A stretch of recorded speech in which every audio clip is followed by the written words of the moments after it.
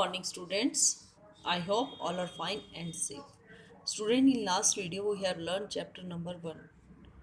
आज मैं पढ़ाने जा रही हूँ पार्ट 2, चैप्टर 2, बचपन। बच्चों, ये जो चैप्टर है ये लेखिका ने अपनी भावनाओं को लिखा है। लेखिका है कृष्णा सोमवती। वो बताना चाह रही है कि उसका बचपन कैसे बीता। बच्चों, जो लेखिका है वो अपने आप को आपकी दादी, मामी, बुआ, चाची, कुछ भी आप कहना चाहो वो रखना चाहती है। तो कहना चाहती कि जब आपकी मम्मी या बुआ के या दादी के समय का जो समय टाइम था उसका और आज जो तुम्हारा समय है या आने वाला समय है उसमें कितना अंतर है। बच्चों, जो हमारी लेखिका है वो अपना बचपन याद करते हुए कंपेयर कर रही है आज के ज़माने से। तो ये जो चैप्टर है वो लेखिका अपने बचपन को याद करते हुए कैसे कैसे इस चैप्टर को उसने लिखा है लेखिका ने। चलो इस चैप्टर में क्या लिखा है वो हम पढ़ते हैं। मैं तुम्हें अपने बचपन की ओर ले जाऊंगी। कवि जो लेखिका है वो कह रही है कि मैं तुम्हें अपने बचपन की ओर ले जाऊंगी। मैं तुमसे कुछ इतनी बड़ी हूँ कि तुम्हारी दादी भी हो सकती हूँ, तुम्हारी नानी भी, तुम्हारी बुआ भी, तुम्हारी बड़ी बुआ भी और तुम्हारी बड़ी मौसी भी। परिवार में मुझे सभी लोग जीजी कहकर ही पुकारते हैं। हाँ, मैं इन दिनों कुछ बड़ा बड़ा यानी उम्र में सियाना महसूस करने लगी हूँ कि मैं इतनी बड़ी महसूस करने लगी हूँ जैसे मैं बहुत सियानी हूँ लगी हूँ। शायद इसलिए कि पिछली शताब्दी में पैदा हुई थी। मेरे पहनने ओढ़ने में काफ़ी बदलाव आए हैं। पहले मैं रंग बिरंगे कपड़े पहन पहन पहन रही हूँ। मैं रंग बिरंगे कपड़े पहनती रही हूँ, लेकिन नीला, जामुनी, ग्रे, काला, चॉकलेटी। अब मन कुछ ऐसा करता है कि सफ़ेद पहनूं। गहरे गहरे नहीं, हल्के रंग। मैंने पिछले दशकों में काफ़ी तरह तरह की पोशाकें पहनी हैं। पहले फ्रॉक, फिर निक्कर, वॉकर, स्कर्ट, लहंगे, गरारे और अब चूड़ीदार और घरारेदार कुर्ते। बचपन में मैं कुछ फ्रॉक तो कुछ अब तक याद आते हैं। बचपन के कुछ फ्रॉक तो मुझे कह रही है अब तक याद आते हैं। लेखिका कह रही है, लेखिका कह रही है हल्की नीली और पीली धालीदार फ्रॉक, गोल कॉलर और बाजू पर भी गोल कफ, एक हल्के गुलाबी रंग का बारीक चुन्नटों वाला घेरदार फ्रॉक, नीचे गुलाबी रंग की फ्रिल। उन दिनों फ्रॉक के ऊपर की जेब में रुमाल और बालों में इतराते रंग बिरंगे रिबन का चलन था। लेमन कलर का बड़े प्लेटों वाला गरम फ्रॉक जिसके नीचे फर टंगी हुई थी। बच्चों, पहले जो फ्रॉक्स होती थी उसकी ना झालर फर वगैरह होती थी। तो कह रही है कि मुझे उन प्लेटों की फ्रॉकों की याद आ रही है। दो ट्यूनिंग भी याद हैं, एक चॉकलेट रंग की और अंदर की कोटी प्याजी, दूसरी ग्रे और साथ में सफ़ेद कोटी। कह रही मुझे सर्दियों की स्वेटर्स भी याद आ रही है कि सर्दियों में कौन कौन सी स्वेटर को यहाँ पे कोटी कह रखा है। ठीक है, तो लेखिका याद आ रहा है। बच्चों, आप जब अपना बचपन याद करो तो आपको याद आएगा जब मम्मी सर्दियों के कपड़े या गर्मियों के कपड़े निकाल रही होती है तो आपको याद आता है ना, ये तो मेरे को छोटा हो गया, ये तो मैं तब पहनता था, ये तो मैं बचपन में पहनता था, है ना। इस तरह से लेखिका तो बहुत बड़ी हो गई है उम्र से और उसे अपना बचपन याद आ रहा है। वो कह रही है मुझे अपने मोजे और स्टॉकिंग भी याद हैं। बचपन में हमें अपने मोजे खुद धोने पड़ते थे। वह नौकर या नौकरानी को नहीं दिए जा सकते थे। इनकी सख्त मनाही थी। हम बच्चे इतवार को सुबह इसी में लगते। धो लेने के बाद अपने अपने जूते पॉलिश करके चमकाते। जब जूते कपड़े या ब्रश से रगड़ते तो पॉलिश की चमक उभरने लगती। सरवर, मुझे आज भी बूट पॉलिश करने अच्छा लगता है। कह रही आज भी मुझे बूट पॉलिश करना अच्छा लगता है। हालांकि अब नई नई किस्म के शू आ चुके हैं। कहना होगा कि ये पहले से ही कहीं ज़्यादा आरामदेह हैं। हमें नए जूते मिलते उसके साथ ही छालों का इलाज शुरू हो जाता। बच्चों, पहले क्या होता था, पहले जब हम नए नए जूते खरीदते थे तो हमारे पैरों में छाले आ जाते। जब हम नया नया पहन के शादी में जाएं या कहीं भी जाएं ना, एक बार पहने, दो बार पहने तो हमारे पैरों पे छाले हो जाते थे पहली बार पहनने में। लेकिन आजकल जो जूते इतने कंफर्टेबल हैं वो हम आराम से पहन सकते हैं, उससे पहनने से हमें कोई प्रॉब्लम्स नहीं होती। तो ये लेखिका कह रही है, जब कभी लंबी सैर के लिए निकलते मेरे पास रुई जरूर अपने पास रुई जरूर रखते। जूता लगा तो रुई रुई मोजे के अंदर। हाँ, हमारे तुम्हारे बचपन में तो बहुत फ़र्क हो चुका है। बच्चों, कभी आप अपनी बुआ या मम्मी या दादी से पूछोगे ना, तो उनके साथ भी ऐसा बीता होगा कि कभी उन्हें रुई की ज़रूरत पड़ी होगी जूतों के अंदर लगाने के लिए। पूछना अपनी मम्मी से या अपनी बुआ से। हर शनिवार को हमें ऑलिव ऑयल और कैस्टर ऑयल पीना पड़ता। ओह नो, यह एक मुश्किल का काम था। शनिचर को सुबह से ही नाक में इनकी गंध आने लगती। छोटे शीशे के गिलास जिन पर ठीक खुराक के लिए निशान पड़े रहते, उन्हें देखते ही उनको देखते ही जो निशान पड़े होते थे खुराक की, हमें इतनी खुराक लेनी है, उनकी लगती मितली होने लगती कि जैसे वो सामने आती ना, अजीब सा हो जाता है, अरे यार ये भी पीना पड़ेगा। मुझे आज भी लगता है कि अगर हम ना भी पीते तो वह शनिवारी दवा तो कुछ ज़्यादा बिगड़ने वाला नहीं था, सेहत ठीक ही रहती। तुम्हें बताऊंगी कि तुम्हारे समय और हमारे समय में कितनी दूरी हो चुकी है, यहाँ तक कि बचपन में दिलचस्पी भी बहुत बदल गई है। बच्चों, लेखिका कह रही है कि मैं अब तुम्हें इस चैप्टर में बताऊंगी कि तुम्हारे ज़माने में और हमारे ज़माने में कितना फ़र्क है, और तुम्हारे खेल में और हमारे खेल में भी बहुत फ़र्क है। बच्चों, आप अपनी दादी बुआ या मम्मी से पूछोगे तो मम्मी ही बताएगी कि पहले हमें ये खेला करती थी। आजकल का ज़माना क्या है, फ़ोन टीवी इन सब ने ले लिया है ना, तो बच्चे क्या करते हैं, खेल खेलना तो भूल ही गए हैं। तो लेखिका कह रही है कि मैं तुम्हें उस ज़माने में की सारी बातें बताऊंगी, लेकिन क्या करूंगी, दिलचस्पियां बदल गई हैं जो उनके बारे में बताऊंगी। याद रहे उन दिनों कुछ घरों में ग्रामोफोन थे, रेडियो और टेलीविज़न नहीं थे। हमारे बचपन में कुल्फ़ी आइसक्रीम हो गई, कचौड़ी समोसा पैटीज़ में बदल गया है। शतूत और फालसे और खसखस के शरबत कोको पेप्सी में। देखा, आजकल शरबत कौन पीता है, कोई भी नहीं पीता। हर कोल्ड ड्रिंक चाहिए हर किसी को। कोई घर में आ जाए तो क्या चाहिए, कोल्ड ड्रिंक शरबत वगैरह, कोई तो पीता ही नहीं है। तो उन दिनों में क्या होता था, उन दिनों में कोक नहीं, लेमन विमटो मिलती थी, मतलब कि जो कंचे वाली होती थी ना, कंचे वाली बोतल अभी भी कई जगह मिलती है। पूछना जरा आपके पापा या मम्मी या बुआ के टाइम पे कंचे की बोतल बहुत हुआ करती थी। अभी भी आप कहीं जाओ ना पिकनिक वगैरह में, तो आसपास आप देखो लेमन जूस वाले जो हैं वो अपनी कंचे की बोतल जरूर रखते हैं। शिमला और नई दिल्ली में बड़े हुए बच्चों को वैगर्स और डेविको इस तरह की चॉकलेट और पेस्ट्री मज़ा देने वाली होती है। हम भाई बहन भी हम भाई बहनों की ड्यूटी लगती शिमला मॉल में ब्राउन ब्रेड लेने की। हमारा घर मॉल से ज़्यादा दूर नहीं था। एक छोटी सी चढ़ाई गिरजा मैदान पहुंच जाते। वहां से एक उतराई उतरते और मॉल पर कन्फेक्शनरी काउंटर पर तरह तरह की पेस्ट्री और चॉकलेट की खुशबू मन भावनी होती। तो हमें हफ्ते में एक बार चॉकलेट खरीदने की छूट सी।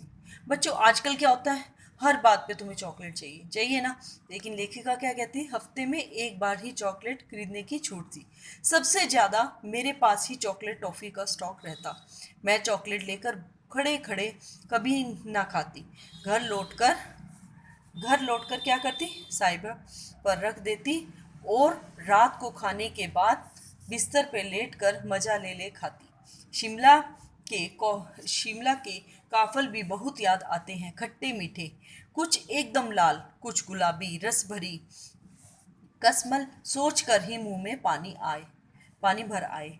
चेस्टन एक और गजब की चीज, आग पर भुने जाते और फिर छिलके उतार कर मुंह में। चने जोर गरम चने जोर गरम और अनारदाने का चूर्ण। हाँ, चने जोर गरम की पुड़िया तो तब भी तब भी वह अब भी नज़र आती है। देखा बच्चों, कभी आप खाने जाओ कचौरी वगैरह, या फिर आपको फोल्ड करके देते हैं तो वो कचौरी, या फिर आपको चने देते हैं भुने हुए, तो पहले भी ज़माने में यही हुआ करता था।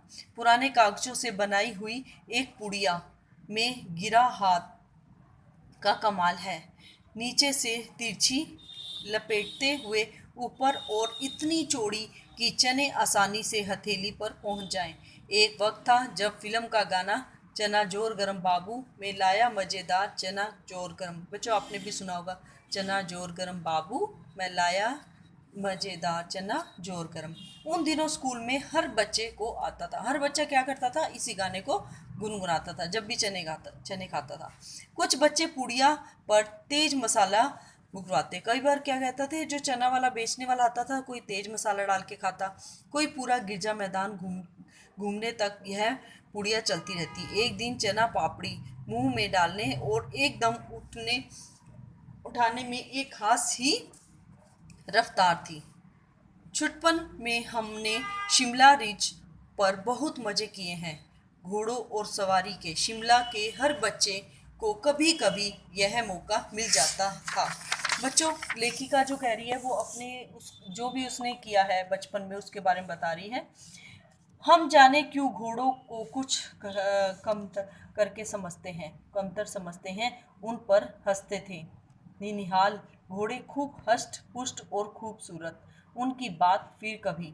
शाम को रंग बिरंगे गुब्बारे, सामने जाकू का पहाड़, ऊंचा चर्च की घाटियां बजाती तो दूर दूर तक गूंज और फैल जाती। लगातार इसके संगीत से प्रभु ईश्वर स्वयं कुछ कुछ कह रहे हैं। ऐसे लगता था जब वो भजन जैसे चलते थे तो ऐसे लग रहा था जैसे ईश्वर हमें कुछ कह रहा है।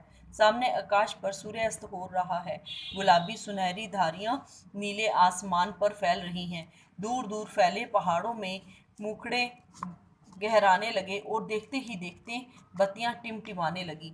रिच पर की रौनक और मॉल की दुकानों की चमक के भी क्या कहने। सेकंड स्कैंडल पाइप भी भीड़ से उभरा कोलाहल। सर्वर स्कैंडल पाइप के ठीक सामने उन दिनों एक दुकान हुआ करती थी, जिस शोरूम में शिमला कालका ट्रेन का मॉडल बना हुआ था। इसकी पट्टियां उस पर। बच्चों, इसने शिमला के बारे में बताया कि शिमला में घूमे, वहां पर एक ट्रेन बनी हुई थी, पटरियों पे छोटे छोटे डिब्बे वाली ट्रेन थी। एक और लाल टीन टीन की छत वाला स्टेशन और सामने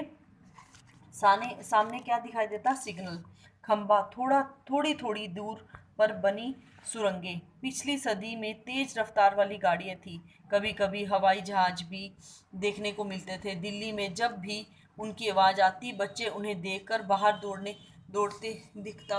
एक भारी भरकम पक्षी उड़ा जा रहा है पंख फैलाकर, ऐसा लगता था। लेकिन अब तो सबको पता है कि एरोप्लेन है, हवाई जहाज है। गाड़ी के मॉडल वाली दुकान के साथ एक ऐसी दुकान भी जो मुझे कभी नहीं भूलूंगी। यह दुकान थी जहां मेरा पहला चश्मा बना था। वहाँ आंखों के डॉक्टर अंग्रेज थे। बच्चों, ये इसका मतलब बात हो रही है 1947 से पहले की, जहाँ डॉक्टर क्या थे, अंग्रेज थे। शुरू शुरू में चश्मा लगाना बड़ा अटपटा लगा। छोटे बड़े मेरे चेहरे की ओर देखते और कहते, आंखों पे क्या तकलीफ है, इस उम्र में ऐनक, दूध पिया करो। मैं डॉक्टर साहब का कहा दुहरा देती, कहती कुछ देर पहनूंगी तो ऐनक उतर जाएगी। वैसे डॉक्टर साहब ने पूरा आश्वासन दिया था, लेकिन चश्मा तो अब तक नहीं उतरा। लेखिका कह रही है कि मैंने बचपन में चश्मा लगाया तो मुझे सब रोक टोक करते थे, लेकिन चश्मा अब तक नहीं उतरा। ये अब तक नहीं उतरा। जब आप दिन को छोड़कर रोशनी में रात को टेबल लैंप के सामने काम करोगे तो इसके अलावा और क्या होगा। बच्चों, इसलिए कहते हैं कि दिन में काम करना चाहिए, रात को नहीं। रात को काम करने से क्या होता है, हमारी जो रोशनी है वो कमज़ोर हो जाती है आंखों की। जब पहली बार मैंने चश्मा लगाया तो मेरे एक चचेरे भाई ने मुझे देखा और कहने लगा, छेड़ा मुझे, छेड़ा, देखो देखो कैसी लग रही है। अब भाई बहन तो चिढ़ाते ही हैं, चश्मा पहना हो तो बोलते ही हैं कैसी लग रही है। आंख पर चश्मा लगाए ताकि सूझे दूर की, यह नहीं लड़की को मालूम सूरत बनी लंगूर की। ऐसे कहावतें बना के कविताओं की तरह छेड़ते थे उसके भाई, चचेरे भाई। मैं समझी कि मुझ पर यह क्यों दुहराया जा रहा है, पर शेर बुरा ना लगा। जो भी उसके भाई ने उसके लिए शेर बोला वो उसे अच्छा लगा, बुरा नहीं लगा। जब वह चाय पीकर चले गए तो मैंने अपने कमरे में जाकर आईने के सामने खड़ी हो गई। उसने बोला जब मैं कमरे में जाकर आईने के सामने खड़ी हो गई तो मैंने देखा, ऐनक उतारी और फिर पहनी, फिर उतारी, फिर देखी, फिर पहनी, फिर सूरत बनी लंगूर की। नहीं नहीं नहीं, हाँ हाँ हाँ, मन में मैंने सोचा कि नहीं, मैं तो नहीं हूँ ऐसी।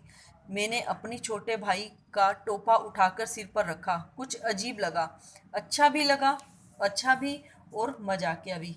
तब भी बात थी, अब तो चेहरे के साथ धुल मुल मिल गया हूँ। चश्मा चश्मा अब चेहरे के साथ घुल मिल गया, जैसे कि एक हैबिट हो जाती है ना चश्मा पहनने की, वो हो चुकी है। जब कभी उतारा हुआ होता है तो चेहरा खाली खाली लगने लगता है। याद आ गया वह टोपा, काली फ्रेम का चश्मा और लंगूर की सूरत। हाँ, इन दिनों शिमला में मैं सिर पर टोपी लगाना पसंद करती हूँ। मैंने कई रंगों की जमा कर ली है, कहाँ टोपियों का ओढ़ना और कहाँ सहज सहल सुबीते वाली हिमाचली टोपियाँ। बच्चों, ये जो कवित्री है, ये अपनी मन की भावनाओं को प्रकट किया उसने अब इसने चैप्टर में। आई होप आपको चैप्टर अच्छा लगा होगा, समझ आ गया होगा। अगर नहीं तो ये तो एक भावनाएं हैं जो लेखिका के मन की भावनाएं, जैसे आपके मन की भावनाएं होती हैं वैसे ही एक लेखिका के मन की भावनाएं हैं। बच्चों, अब मैं आपको कराऊंगी इसी चैप्टर की exercise. Now let this chapter बचपन। बच्चों, सबसे पहले मैं कराऊंगी शब्द अर्थ। स्टॉक संग्रह, खुराक निश्चित मात्रा, खिजना झुझलाना, ऑलिव ऑयल ऑलिव ऑयल जैतून का तेल, आश्वासन भरोसा। इतवार की सुबह लेखिका और अन्य बच्चे क्या क्या करते थे? क्या क्या करते थे? इतवार की सुबह लेखिका और अन्य बच्चे मोजे व स्टॉकिंग धोते थे और अपने जूतों को पॉलिश करते थे। बच्चों, आप भी सुबह संडे को कोई ना कोई काम करते जरूर होंगे। तो लेखिका क्या करती थी? इतवार की सुबह लेखिका और अन्य बच्चे मोजे व स्टॉकिंग धोते थे और अपने जूतों को पॉलिश करते थे। लेखिका के बचपन के समय में आज के समय में क्या क्या अंतर हो चुके हैं? लेखिका के बचपन और आज के समय में दूरी हो चुकी है, यहाँ तक कि दिलचस्पियां भी बदल चुकी हैं। उन दिनों घरों में ग्रामोफोन हुआ करता था, आजकल घरों में रेडियो और टेलीविज़न है। कुल्फी की जगह आइसक्रीम ने ले ली है। कचौरी समोसे की जगह पेटीज ने, और शतूत और फालसे व खसखस पेप्सी कोक ने में बदल गई है। लेखिका ने ऑलिव ऑयल या कैस्ट्रॉल ऑयल को शनिवारी दवा क्यों कहा है? लेखिका को हर शनिवार को यह क्या करना पड़ता था? पीना पड़ता था, इसलिए उसको शनिवारी दवा कहा है। लेखिका को चश्मा क्यों लगाना पड़ा? लेखिका को रोशनी कम होने के कारण आंखों की रोशनी कम होने के कारण लेखिका को चश्मा लगाना पड़ा। चश्मा लगाने पर उससे चचेरे भाई उन्हें क्या कहकर चिढ़ाते? लेखिका को चश्मा लगाने की आदत नहीं थी। पहली बार चश्मा पहनने के कारण वो कुछ अजीब सी लग रही थी, इसलिए चश्मा लगाने पर उसके चचेरे भाई उन्हें चिढ़ाते थे। लेखिका अपने बचपन में कौन कौन सी चीज़ें मज़े ले लेकर खाती थी? लेखिका बचपन में चॉकलेट खाना बहुत पसंद करती थी। इसके अलावा लेखिका को कॉफल, रस भरी कसमल और चेस्टरनल बहुत पसंद थे। चॉकलेट भी पसंद थी उसे। अब हम करेंगे रिक्स्थान। मैंने पिछले दशकों में तरह तरह की पोशाकें पहनी हैं। बचपन के कुछ फ्रॉक तो मुझे अब भी याद हैं। शिमला के काफल में बहुत याद आते हैं। वहाँ आंखों के डॉक्टर अंग्रेज थे। मैंने अपने छोटे भाई का टोपा उठाकर सिर पर रखा। आई होप बच्चों कि आपको इससे हेल्प मिली होगी। बच्चों, आपको एक्सरसाइज से हेल्प मिली होगी। आपको अगर पसंद आया हो तो प्लीज़ मेरी वीडियो को लाइक कर दीजिए। अगर फर्स्ट टाइम देख रहे हो तो सब्सक्राइब जरूर कर दीजिएगा। Take care, bye bye.